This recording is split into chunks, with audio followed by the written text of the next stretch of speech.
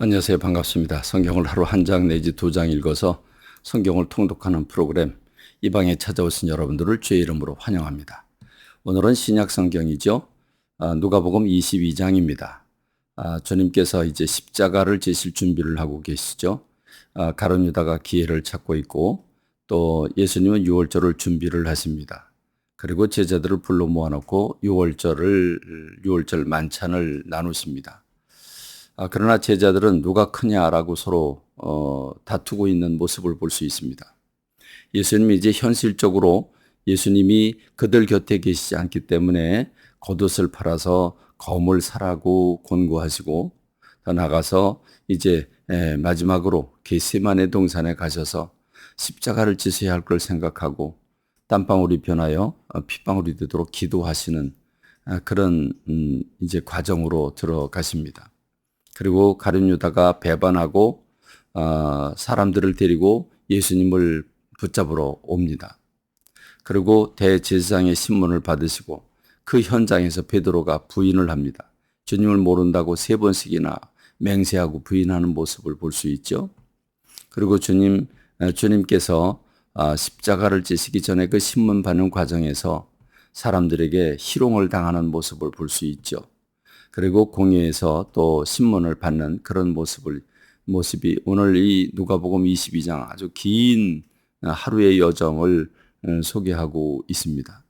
예수님께서 이 십자가를 지는 사건을 우리가 생각해 보면서 주님의 마음을 품고 그 마음을 헤아리는 우리가 되길 간절히 소망합니다.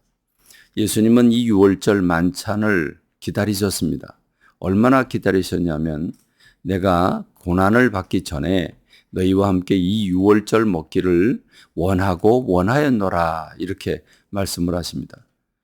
주님이 얼마나 이 유월절 만찬을 마지막 만찬을 제자들과 함께 하기를 마음에 담았는지 주님이 이렇게까지 말씀을 하시죠. 내가 이제 하나님의 나라에서 너희들과 함께 먹을 때까지 내가 포도 나무에서 난 열매를 먹지 않겠다라고까지 말씀을 하십니다.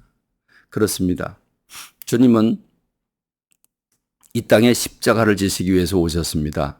그것이 주님 오신 가장 큰 목적이십니다. 그렇습니다. 주님이 이 땅에 오시는 것은 하나님께서 아담과 하와를 추방하시면서 에덴 동산에서 추방하시면서 이미 설계하셨고 그리고 아브라함을 부르시면서 아브라함의 후손 가운데 예수 그리스도가 태어나 세상 모든 사람들을 구원할 것을 미리 2000년 전에 말씀하셨고 그리고 구약 성경에서 이렇게 예수님은 이 유월절 사건 다시 말하면 예수님의 그 십자가 지실 것을 미리 유월절 사건을 통해서 보여주셨죠. 하나님은 이스라엘 백성들에게 그 자기의 집 대문 문설주에 어린 양을 잡아서 그거 먹고 피를 바르라고 말씀하고 계십니다. 그리고 그 피를 바르지 아니한 애굽 사람들의 모든 가정에는 죽음이 찾아와 장자들을 다 죽이게 됩니다. 그러니까 한날 한시에 모든 그 애굽의 그 각 가정마다 장자가 다 죽어지니 세상에 이런 일이 어디 있겠습니까? 전대미문의 사건이 생겼고 결국 그 일로 인해서 애굽 왕은 조건 없는 해방을 선포합니다. 즉각적인 해방을 선포합니다.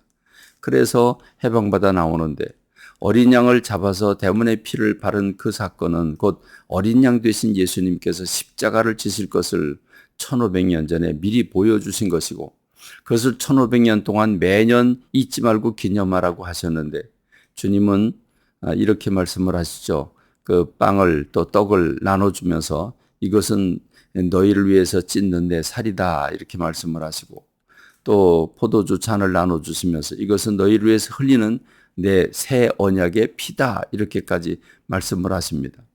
하나님께서 이스라엘 백성과 맺은 언약을 완성하시는 역사적인 순간이 십자가 사건 아니겠습니까? 그러니 주님은 이 유월절 만찬을 마지막 만찬을 원하고 원하였노라 고대하고 또 고대하셨습니다. 이것 때문에 오신 것입니다. 오늘 저와 여러분들이 이 구속의 은혜를 잊어서는 안 됩니다. 그렇습니다. 물질도 필요하고 사람들에게 인정받고 또는 등등 여러 가지가 다 필요할 수 있겠지만 그러나 여러분 가장 소중한 것은 이 영원한 구원을 얻지 못하면 그 모든 것을 세상 것을 다 얻었다고 할지라도 무슨 소용이 있겠습니까? 그러므로 오늘 저와 여러분들은 주님께서 십자가 지신 그 구속의 은혜를 결코 잊어서는 안 될 것입니다. 그러나 여러분, 제자들은 어떤 모습을 하고 있습니까?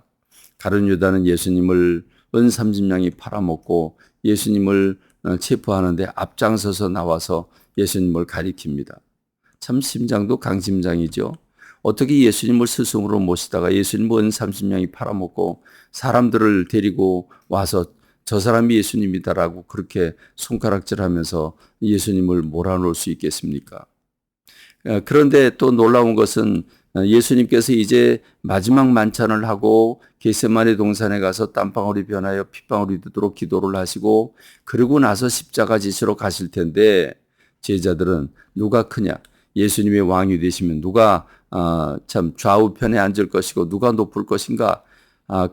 거기에 모든 촉각을 다 곤두세우고 있는 제자들의 모습입니다. 참 한심스럽게 짝이 없습니다. 그리고 예수님이 붙잡히시고 신문을 당하시는데 이 베드로는 예수님의 면전에서 주님을 모른다고 3번 부인하고 맹세하고 저주까지 하면서 예수님을 부인합니다. 여러분, 예수님은 우리를 위해 십자가 지시려고 저 고난을 받고 계시는데 예수님을 3년씩이나 모신 예수님의 제자들은 동상이몽을 하고 있습니다. 오늘 혹시 저와 여러분들이 하나님을 믿고 있고 모시고 있고 수십 년 동안 하나님의 마음을 가지고 있다고 하지만 주님의 마음과 동떨어진 동상이몽의 삶을 살고 있지는 않습니까? 우리가 아주 심각하게 우리의 삶을 돌아봐야 할 것입니다. 여러분, 우리가 착각해서는 안 될 것입니다.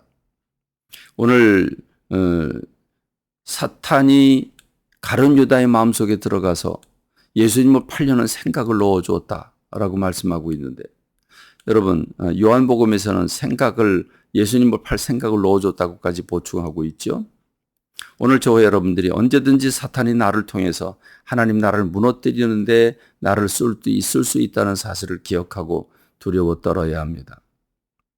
주님의 마음을 내가 품고 있는지, 정말 내가 주님을 기쁘시게 하고 있는지 생각하는 그런 하루가 되기를 간절히 소망합니다. 감사합니다. 말씀 맺겠습니다.